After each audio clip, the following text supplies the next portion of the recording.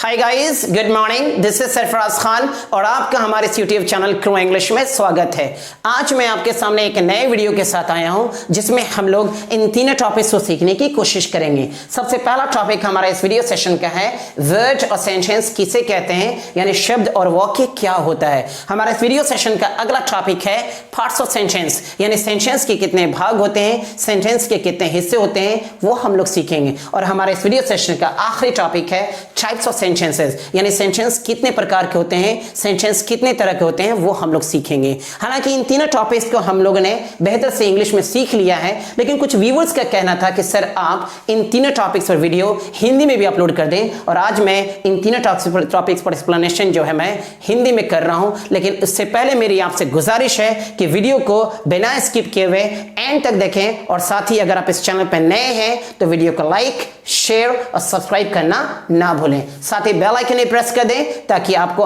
हमारे आने वाले वीडियोस की नोटिफिकेशंस आपको मिलती रहे। Instead of wasting time, if you are interested, continue watching.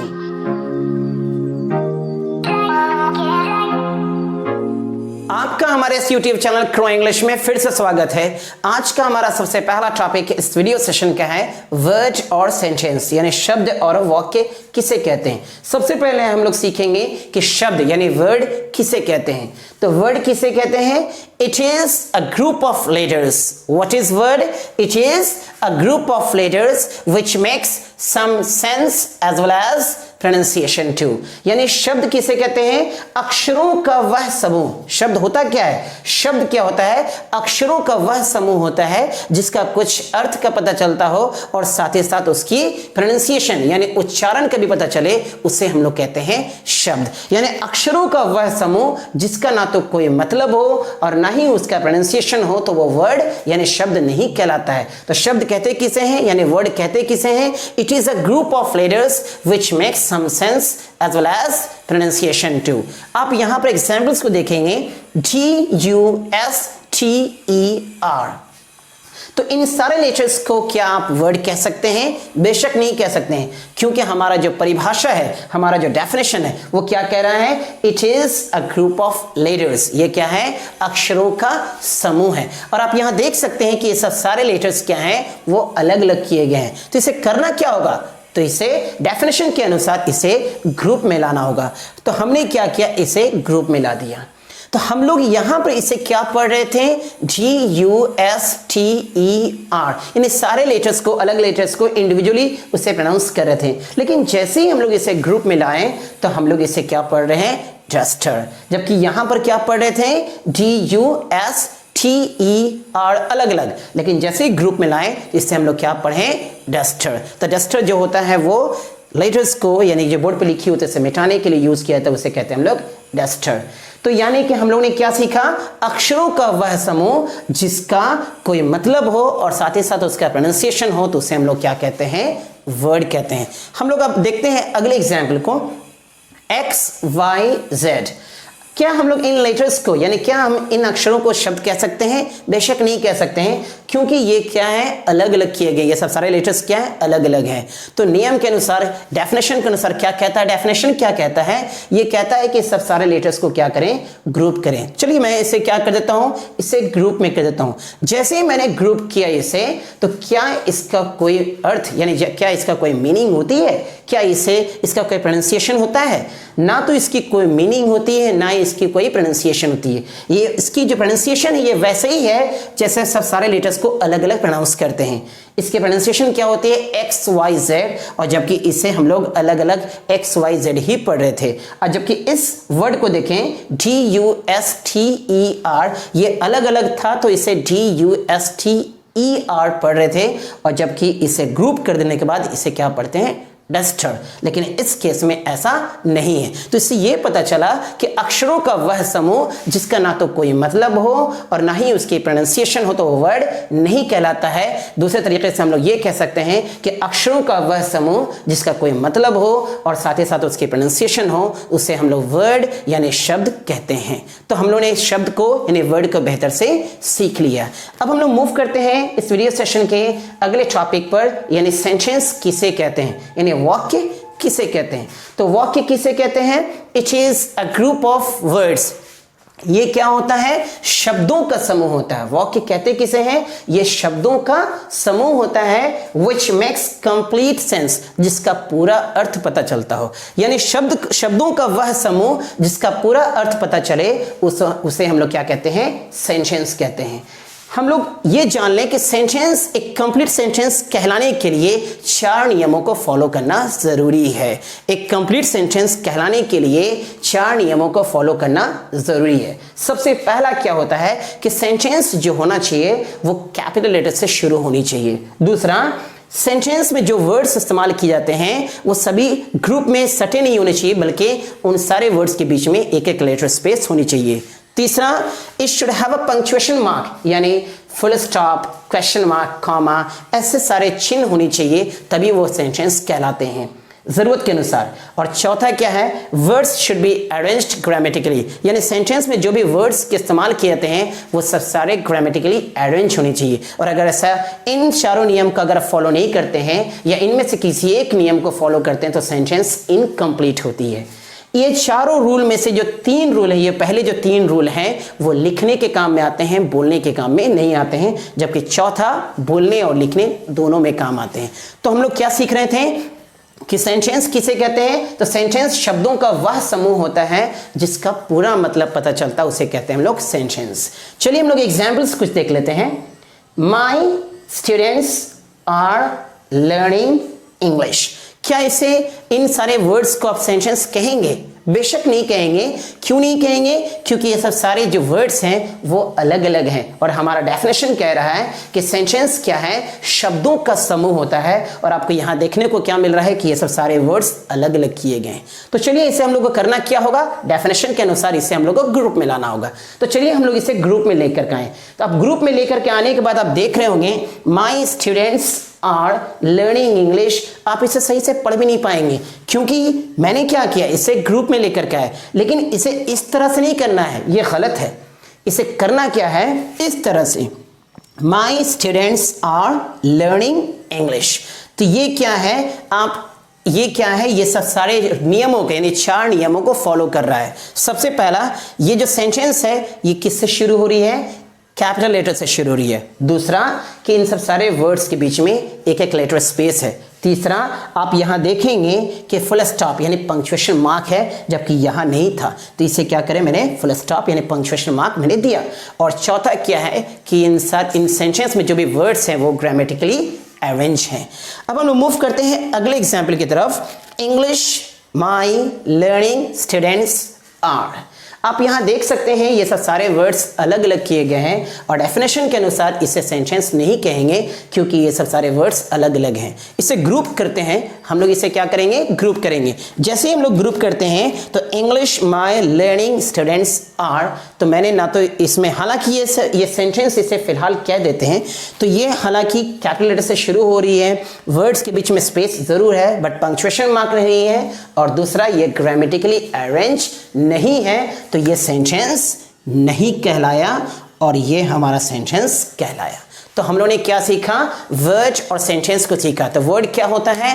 अक्षरों का वह समूह जिसका कुछ मतलब पता चले और साथ ही साथ उसकी उच्चारण भी हो, उसे हम लोग कहते हैं वर्ड। और अगर अक्षरों का वह समूह जिसका ना तो कोई मतलब हो और ना ही उसका कोई उच्चारण हो तो वर्ड नहीं कहलाता है। दूसरा क्या है? सेंटेंस। सेंटेंस किसे कहते हैं? वाक्य किसे कहते हैं? शब्दों का वह समूह जिसका पूरा मतलब पता चले उसे कहते हैं हम लोग सेंटेंस। पूरा मतलब का मतलब यह होता है कि सेंटेंस जो होनी चाहिए वो कैपिटल लेटर से शुरू होनी चाहिए। दूसरा, सेंटेंस में लेटर स्पेस एक एक लेटर स्पेस होनी चाहिए। तीसरा, पंक्चुएशन मार्क होनी चाहिए। और चौथा, जो वर्ड्स इस्तेमाल किए जाते हैं उसमें वो ग्रामेटिकली अरेंज होनी चाहिए। तो हम लोगों ने वर्ड और सेंटेंस को बेहतर से सीख लिया है। अब हम लोग इस वीडियो सेशन के अगले टॉपिक की तरफ मूव कर रहे हैं। हमारा अगला टॉपिक है पार्ट्स ऑफ सेंटेंस, यानी सेंटेंस के भाग यानी सेंटेंस के हिस्से। सबसे पहली बात तो आप ये जान लें कि सेंटेंस कभी भी एक वर्ड का नहीं बनता है, ये कम से कम या तो 2 वर्ड्स या फिर 2 से ज़्यादा वर्ड्स के बनते हैं, उसे हम लोग सेंटेंस कहते हैं। थोड़ी देर पहले हम लोगों ने सीखा कि सेंटेंस किसे कहते हैं। सेंटेंस शब्दों का वह समूह होता है जिसका पूरा मतलब निकलता है, उसे हम लोग सेंटेंस कहते हैं। एक सवाल कई सारे स्टूडेंट्स के जरिए पूछा जाता है कि सर सेंटेंस में जितने वर्ड्स इस्तेमाल किए जाते हैं क्या हम लोग उन वर्ड्स को सेंटेंस के उतने पार्ट्स कह सकते हैं? बेशक नहीं कह सकते हैं, क्योंकि सेंटेंस के मेनली कितने पार्ट्स होते हैं? सेंटेंस के 2 मुख्य पार्ट्स होते हैं। सबसे पहला सब्जेक्ट और दूसरा प्रेडिकेट। सबसे पहला क्या हो? सब्जेक्ट और दूसरा क्या होता है? प्रेडिकेट। इसे हम लोग एग्जाम्पल से समझ लेते हैं। सबसे पहला, they are coming to my house. They are coming to my house and the second example is, और दूसरा एग्जाम्पल है Raj is writing a letter। इस एग्जाम्पल को, पहले एग्जाम्पल को अगर आप देखते हैं तो मैंने दे को सब्जेक्ट माना है और दूसरा are coming to my house, ये पूरा क्या कहलाता है? प्रेडिकेट। दूसरे सेंटेंस में मैंने राज को सब्जेक्ट कहा है और इज राइटिंग अ लेटर, ये टोटली पूरा क्या कहला रहा है? प्रेडिकेट। अब आप सवाल जरूर करेंगे कि सर हम क्यों माने दे को सब्जेक्ट, क्यों माने प्रेडिकेट क्यों नहीं माने? सर हम are coming to my house को प्रेडिकेट मान रहे हैं, जैसा कि आपने कहा, हम इसे प्रेडिकेट क्यों माने, सब्जेक्ट क्यों नहीं माने? सर दूसरे एग्जाम्पल में राज को आपने सब्जेक्ट कहा, प्रेडिकेट इसे क्यों नहीं कहें? इज राइटिंग अ लेटर को आपने प्रेडिकेट कहा, सब्जेक्ट क्यों नहीं कह रहे? तो आपका सवाल क्या है? क्यों इसे सब्जेक्ट कहें, प्रेडिकेट क्यों नहीं? क्यों इसे प्रेडिकेट कहें, सब्जेक्ट क्यों नहीं? क्यों राज को सब्जेक्ट कहें आप, प्रेडिकेट क्यों नहीं? क्यों सर आपने इज राइटिंग लेटर को प्रेडिकेट कहा, सब्जेक्ट क्यों नहीं कहा? तो इन क्यों का जो डेफिनेशन है, इन क्यों का जो जवाब है, वो एक्चुअली सब्जेक्ट और प्रेडिकेट का डेफिनेशन हुआ। इन क्यों का जवाब जो है वो सब्जेक्ट और प्रेडिकेट की डेफिनेशन इसे दूर कर देगा। तो व्हाट इज सब्जेक्ट? सब्जेक्ट कहते किसे हैं? सब्जेक्ट सेंटेंस का वो हिस्सा होता है जो हु और व्हाट का जवाब देता है। मैंने क्या कहा? सब्जेक्ट सेंटेंस का वह हिस्सा होता है जो हु और व्हाट यानी कौन या फिर क्या का जवाब देता है। और प्रेडिकेट किसे कहते हैं? प्रेडिकेट सेंटेंस का वह हिस्सा होता है जो सबसे पहली बात है कि वो वर्ब रखता है और दूसरा ये बताता है कि सब्जेक्ट कह क्या रहा है या सब्जेक्ट कर क्या रहा है। तो मैंने क्या कहा कि सब्जेक्ट किसे कहते हैं? सब्जेक्ट सेंटेंस का वह हिस्सा होता है जो कौन और क्या सवाल का जवाब देता है। और प्रेडिकेट किसे कहते हैं? प्रेडिकेट सेंटेंस का वह हिस्सा होता है जो वर्ब रखता है और दूसरा ये बताता है कि सब्जेक्ट कर क्या रहा है, उसे हम लोग कहते हैं प्रेडिकेट। तो इसे हम लोग एग्जाम्पल से समझ लेते हैं। They are coming to my house, यानी वे लोग मेरे घर आ रहे हैं। कौन आ रहे हैं? वे लोग। यानी किस सवाल का जवाब दे रहा है? कौन का। तो यानी कि वो कौन सा वर्ड है जो जो ये बता रहा है कि कौन घर आ रहे हैं? तो वे लोग आ रहे हैं। तो वे लोग क्या हो गया? सब्जेक्ट। और सब्जेक्ट यानी वे लोग कर क्या रहे हैं? तो मेरे घर आ रहे हैं। तो ये टोटली क्या कहलाया? प्रेडिकेट। इससे बड़े सिंपल में आप समझ लें कि सेंटेंस का वह हिस्सा जो काम कर रहा होता है वो होता है सब्जेक्ट, और सब्जेक्ट के अलावा बाकी जितने भी वर्ड्स होते हैं वो पूरे क्या कहलाते हैं? प्रेडिकेट कहलाते हैं। आपको सब्जेक्ट पता चल जाए एक बार तो बाकी जितने भी वर्ड्स होंगे वो क्या कहलाएंगे? प्रेडिकेट कहलाएंगे। हमारा दूसरा एग्जाम्पल है राज इज राइटिंग अ लेटर। तो मैंने राज को सब्जेक्ट इसलिए कहा क्योंकि राज एक खत लिख रहा है। खत लिखने का काम हो रहा है। लिख कौन रहा है? राज। तो राज क्या हो गया? सब्जेक्ट। और राज कर क्या रहा है? खत लिख रहा है। तो ये टोटल क्या कहलाया? प्रेडिकेट। जैसे ही हमें पता चल गया कि राज सब्जेक्ट है तो बाकी जितने भी वर्ड्स होंगे वो क्या कहलाएंगे? प्रेडिकेट कहलाएंगे। तो हम लोगों ने सीखा क्या कि सब्जेक्ट किसे कहते हैं?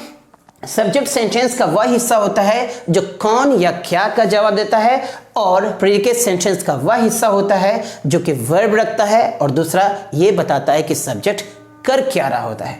तो अब हमारे सामने कुछ एग्जाम्पल्स है जिसमें आप ये हमें बताएंगे कि इसमें सब्जेक्ट कौन है और प्रेडिकेट कौन सा है। अ black and white cow is grazing the field. एक सफेद और काला कलर का गाय है, वो क्या कर रही है? खेत चर रही है। तो इसमें आप ये बताएं कि सब्जेक्ट कौन है और प्रेडिकेट कौन है। तो आप इसे यहां पर क्या है? ये total a black and white cow, इसे हम लोग क्या कहेंगे? सब्जेक्ट कहेंगे। क्या कहेंगे इसे हम लोग? सब्जेक्ट।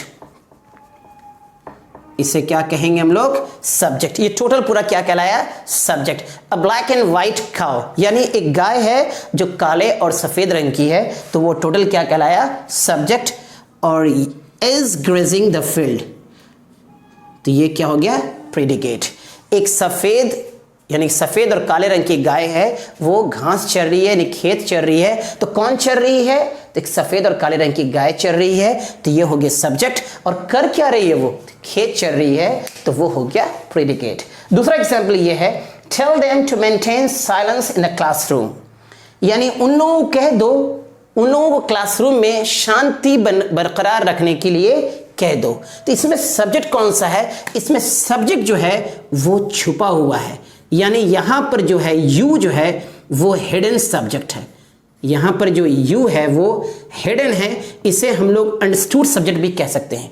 इसे हम लोग यू जो है, यहां पर यू है, यानी कि कह दो क्लासरूम में शांति बनाए रखने के लिए उन लोगों को कह दो। तो ये हम कह किसको रहे हैं? सामने वाले इंसान को कह रहे हैं। सामने वाला इंसान क्या होता है? वो तुम कहलाता है, यानी यू यहां जो है वो हमारा हिडन सब्जेक्ट है। या फिर हम लोग यू कह सकते हैं कि यू जो है वो हमारा अंडरस्टूड सब्जेक्ट है। तो यानी यू हमारा यहां पर अंडरस्टूड सब्जेक्ट है, और ये टोटली पूरा क्या कहलाएगा? प्रेडिकेट कहलाएगा। अगला एग्जाम्पल जो हमारा है, Rahul and Anjali are enjoying the party. मैंने क्या कहा? Rahul and Anjali are enjoying the party. तो यहां पर क्या सब्जेक्ट कौन सा है? राहुल और अंजलि पार्टी एंजॉय कर रहे हैं, तो यहां सब्जेक्ट क्या हो गए? सब्जेक्ट जो है वो दोनों हो गया, राहुल और अंजलि, ये पूरे सब्जेक्ट हो गए। और यहां से यहां जो बाकी जो वर्ड है, जो बाकी जो वर्ड्स सेंटेंस में इस्तेमाल किए गए हैं, वो क्या कहला रहे हैं? प्रेडिकेट कहला रहे हैं। अगला एग्जाम्पल हमारा है, mister Khan is teaching English. Mister Khan is teaching English. Mister Khan English पढ़ा रहे हैं।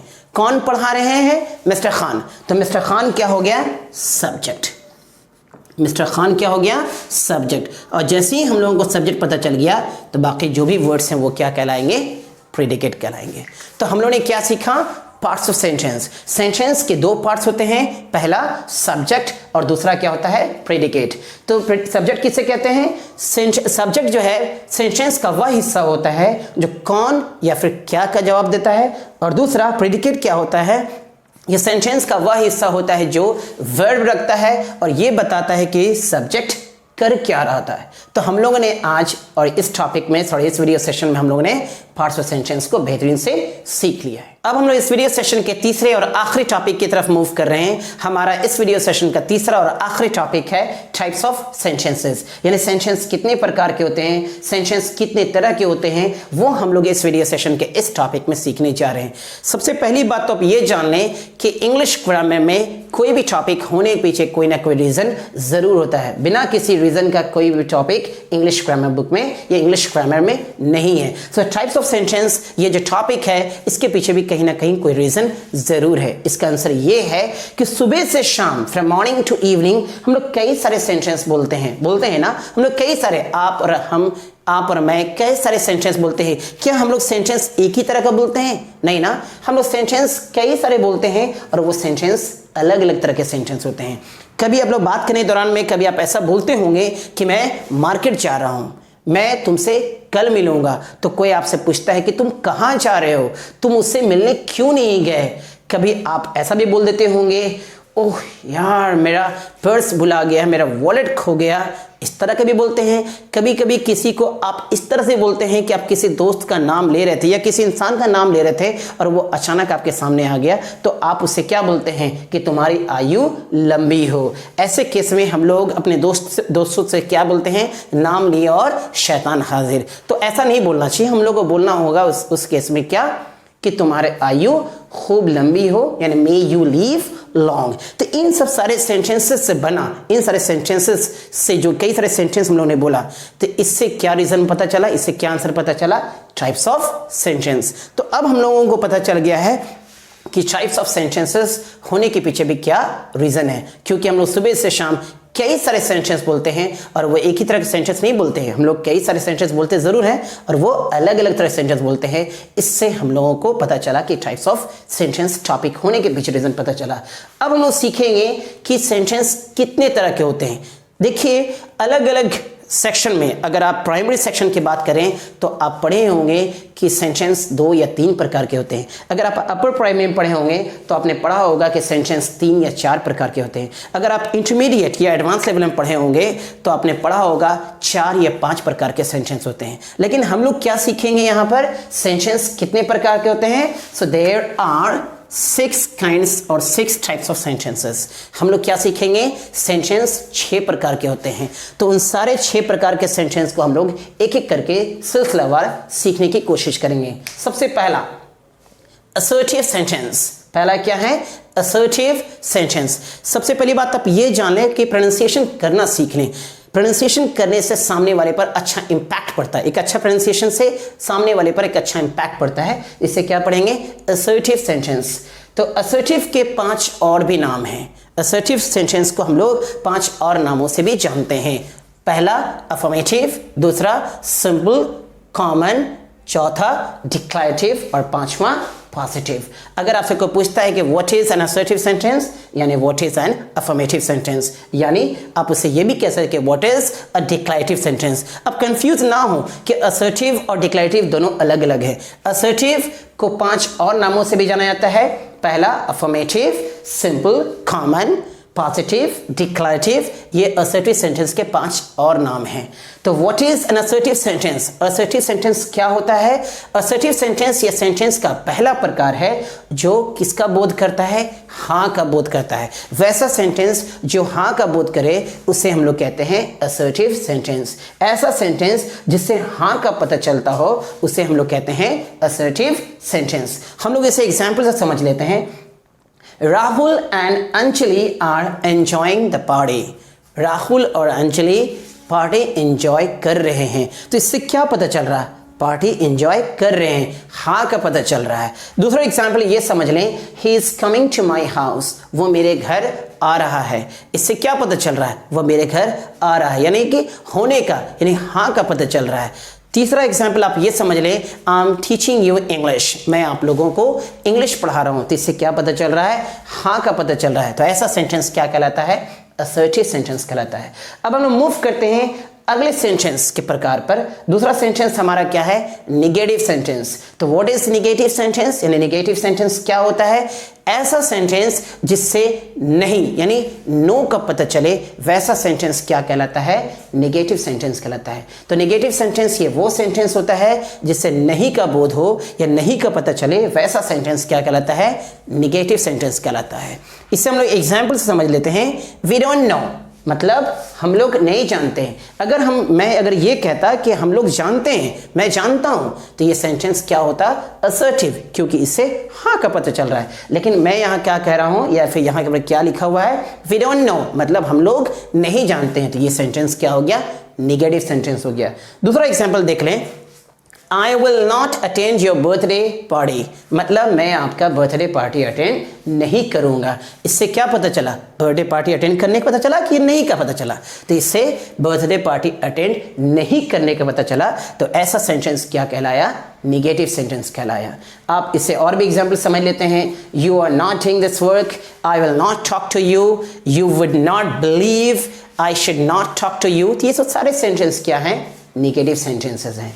अब हम लोग सेंटेंस के अगले प्रकार की तरफ मूव करते हैं। हमारा तीसरा प्रकार सेंटेंस क्या है, इंट्रोगेटिव सेंटेंस। तो इंट्रोगेटिव सेंटेंस किसे कहते हैं, वैसा सेंटेंस जिससे क्वेश्चन का यानी प्रश्न का पता चले। क्या पता चले, जिससे प्रश्न का पता चले, तो उसे कहते हैं हम लोग इंट्रोगेटिव सेंटेंस। ऐसा सेंटेंस जिससे क्वेश्चंस का होने का पता चल रहा हो, वैसा सेंटेंस क्या कहलाता है, इंट्रोगेटिव सेंटेंस। इससे हम लोग एग्जाम्पल से समझ लेते हैं। Do you know me? इसका मतलब होता है कि क्या आप या फिर क्या तुम मुझे जानते हो या फिर क्या आप मुझे जानते हैं। तो इस सेंटेंस से क्या पता चल रहा है, हाँ, ना या सवाल। तो इससे हम लोगों को सवाल यानी प्रश्न का पता चल रहा है। Do you know me? क्या आप या फिर क्या तुम मुझे जानते हो। दूसरा एग्जाम्पल क्या है, Are you going to school? मतलब क्या आप या फिर क्या तुम स्कूल जा रहे हो, तो ये सेंटेंस से क्या पता चल रहा है, सवाल क्या होने का पता चल रहा है। इससे हाँ ना का पता नहीं चल रहा बल्कि सवाल का पता चल रहा है। और भी कोई कई सारे एग्जाम्पल्स हैं। May I come in sir, do you talk to me, will you come to school tomorrow, और are we going to the party. So ये सब सारे सेंटेंस क्या हैं, इंट्रोगेटिव सेंटेंसेस हैं। अब हम मूव करते हैं अगले सेंटेंस के प्रकार पर। हमारा अगला सेंटेंस क्या है, या यूं कह लें कि हमारा सेंटेंस का अगला प्रकार क्या है, इंपरेटिव सेंटेंस। ये इंपरेटिव सेंटेंस क्या होता है, वैसा सेंटेंस जिससे निर्देश, आदेश, अनुरोध या फिर सलाह का पता चले, वैसा सेंटेंस क्या कहलाता है, इंपरेटिव सेंटेंस। यानी वैसा सेंटेंस जिससे कमांड, ऑर्डर, रिक्वेस्ट और एडवाइस का पता चले, वैसा सेंटेंस क्या कहलाता है, इंपरेटिव सेंटेंस। यानी ऐसा सेंटेंस जिससे आपको ऐसा लग रहा है कि इससे ऑर्डर का पता चले, तो वो क्या कहलाता है, इंपरेटिव। ऐसा सेंटेंस जिससे एडवाइस का पता चल रहा हो, तो उसे कहते हैं हम लोग इंपरेटिव। इससे हम लोग एग्जाम्पल समझ लेते हैं। टर्न राइट मतलब दाएं मुड़ो, टर्न लेफ्ट बाएं मुड़ो। आप देखे होंगे कि कमांडर जब वो कैंप में जब वो कमांड कर रहा होता है तो वो कहता है कि राइट टर्न, यानी turn right, turn left, right about turn. ये सभी क्या है, कमांड्स हैं। अगला एग्जाम्पल, हेल्प द पुअर मतलब गरीबों की मदद करो। तो मैं जब किसी को बोल रहा होता हूं तो मैं क्या कर रहा होता हूं, एडवाइस कर रहा होता हूं या फिर एडवाइस दे रहा होता हूं। ड्यू मर्सी एट ऑर्फन यतीमों यानी अनाथ पर रहम करो। तो ये सब क्या है, एडवाइस है। तो ऐसा सेंटेंस क्या कहलाता है, इंपरेटिव सेंटेंस। अगला एग्जाम्पल देख लें, please give me that file या please give me that pen, कृपया करके मुझे वो कलम दे दीजिए या दीजिए। तो इस सेंटेंस से क्या पता चला, रिक्वेस्ट। अगला एग्जाम्पल देख लें हम लोग, Rahul go and get that file on my table right now. मैंने किसी को बोला, वो शख्स है या वो लड़का है, राहुल आप कोई भी नाम दे सकते हैं। मैंने क्या कहा, राहुल जाओ और वो फाइल को मेरे टेबल पर रख दो, मतलब मेरे टेबल पर राइट नाउ, मेरे टेबल पर वो होना चाहिए। मैं किसी को ऐसा कह रहा हूं कि Rahul go and get that file on my table right now, जाओ और उस फाइल को मेरे टेबल पर ठीक अभी रखो। तो मैंने किसी को क्या किया, किस तरह से कहा, ऑर्डर देके कहा। तो ऐसा सेंटेंस जिससे कमांड, रिक्वेस्ट, ऑर्डर या एडवाइस का पता चले, तो वैसा सेंटेंस क्या कहलाता है, इंपरेटिव सेंटेंस कहलाता है। अब हम लोग मूव करते हैं अगले सेंटेंस के प्रकार पर, यानी वो है एक्सक्लामेटरी सेंटेंस। तो एक्सक्लामेटरी सेंटेंस क्या होता है, ये वैसा सेंटेंस जिससे अचानक महसूस यानी सडन फीलिंग का होने का पता चले, यानी अचानक महसूस, चाहे वो खुशी का पल हो सकता है या फिर अचानक अगर महसूस करें तो वो गम का भी हो सकता है। तो वैसा सेंटेंस क्या कहलाता है, एक्सक्लामेटरी सेंटेंस। यूं कह लें आप कि जब कभी खुशी का पल आए, जब कभी अचानक खुशी का पल आए या फिर गम का पल आए, तो इंसान सबसे पहले एक वर्ड बोलता है, बाद में उसी वर्ड को वो सेंटेंस में इस्तेमाल करता है, उसी को कहते हैं हम लोग एक्सक्लामेटरी सेंटेंस। इसे हम लोग इंग्लिश में समझ लेते हैं कि whenever the happiest moment comes or whenever the most honest moment comes, then a person speaks a word before he then uses that word in a form of sentence is known as an exclamatory sentence। यानी जब कभी खुशी का पल आए या गम का पल आए तो इंसान सबसे पहले एक वर्ड बोलता है, बाद में उसी वर्ड को वो सेंटेंस में इस्तेमाल करता है। तो ऐसे सेंटेंस को क्या कहते हैं हम लोग, एक्सक्लामेटरी सेंटेंस कहते हैं। एक बात ये जान लें कि जब भी कोई वर्ड इस्तेमाल करते हैं तो उसके बाद एक एक्सक्लामेशन मार्क देना पड़ता है या फिर दिया जाता है। आप एग्जाम्पल्स को देख लेते हैं। अलास योर मदर डाइड, अफसोस जाहिर करते हैं। और आपको अगर जैसे पता चला कि किन्हीं अपने फ्रेंड का या फिर किन्हीं का भी अपने उनके माँ का देहांत हो गया, तो आप उन्हें अफसोस जाहिर करके कहेंगे कि अलास योर मदर डाइड। आप उन्हें उस समय क्या करेंगे, अफसोस जाहिर करेंगे। दूसरा एग्जाम्पल देख लें, hurrah we won the match, हम लोगों ने मैच जीत लिया। जब भी कोई मैच जीतता है तो जो जीतने वाला पार्टी होता है वो बहुत ही ज़्यादा खुश होकर कहता है कि हुर्रा या hurray we won the match, मतलब हम लोगों ने मैच जीत लिया, बड़ा खुशी से वो कहता है। जब कभी अगर मौसम सुहाना होता है तो आप लोग wow what a pleasant whether it is. और जब कभी अगर आप बस आप जा रहे होते हैं, बस अगर आपको पकड़ना होता है बट बस जैसे पहुंचे बट बस आपसे छूट गई होती है, तो उस समय आप क्या करते हैं, shut I miss the bus, यानी कि ऐसा वर्ड जो बाद में फिर इस तरह का वर्ड इस्तेमाल करे, बाद में उसे सेंटेंस में इस्तेमाल कर दे, उसे कहते हैं हम लोग एक्सक्लामेटरी सेंटेंस, यानी जिससे सडन फीलिंग का होने का पता चले, उसे कहते हैं हम लोग एक्सक्लामेटरी सेंटेंस। अब हम मूव कर रहे हैं सेंटेंस यानी आखिरी सेंटेंस के प्रकार की तरफ मूव कर रहे हैं। इसका नाम क्या है? Optative sentence. हमारा आखिरी सेंटेंस का प्रकार क्या है? Optative sentence. So optative sentence किसे कहते हैं? वैसा सेंटेंस जिससे विश यानी कामना, ग्रेट, ब्लेस या फिर कोई श्राप यानी अभिशाप दे रहा हो, वैसा सेंटेंस जिससे कोई कामना किसी के लिए कर रहा है, किसी के लिए विनती कर रहा है, किसी के लिए कोई प्रार्थना कर रहा हो या किसी के लिए श्राप दे रहा हो, तो वैसा सेंटेंस क्या कहलाता है? Optative sentence. इसे हम लोग एग्जाम्पल से समझ लेते हैं। मे यू लीव लॉन्ग, मतलब तुम्हारी आयु लंबी हो, दिन दुगनी मतलब लंबी हो। जब कभी आप देखे होंगे कि जब कोई दोस्त की बात होती है, किसी की बात होती है और वो बात होती है, वो उस समय मौजूद नहीं होता है, लेकिन उसी समय अगर वो पहुंच जाता है तो हम लोग क्या कहते हैं? नाम लियो शैतान हाजिर, ऐसा कहते हैं। लेकिन ऐसा कहना नहीं चाहिए, हम लोग को क्या कहना चाहिए? मे यू लीव लॉन्ग, यानी कि तुम्हारी आयु लंबी हो, क्योंकि नाम अभी तुम्हारा लिया जा रहा था और तुम इसी समय पहुंच गए। तो ऐसे केस में क्या बोलना होगा हम लोगों को? May you leave long. हमारा अगला एग्जाम्पल है wish you a happy birthday, आपके जन्मदिन की ढेर सारी शुभकामनाएं। तो हमने किसी के लिए क्या किया? कामना किया, आपको आपके जन्मदिन की मुबारकबाद दिया, इस तरह से wish you a happy birthday. हमारा अगला एग्जाम्पल है कि हम किसी के बारे में अच्छा सोच नहीं रहे, ऐसे केस में क्या करेंगे? हम किसी के बारे में अगर मुझको बोलना हो, उसको श्राप देना हो या अभिशाप करना हो, तो इस तरह से बोलते हैं may you not leave a happy life.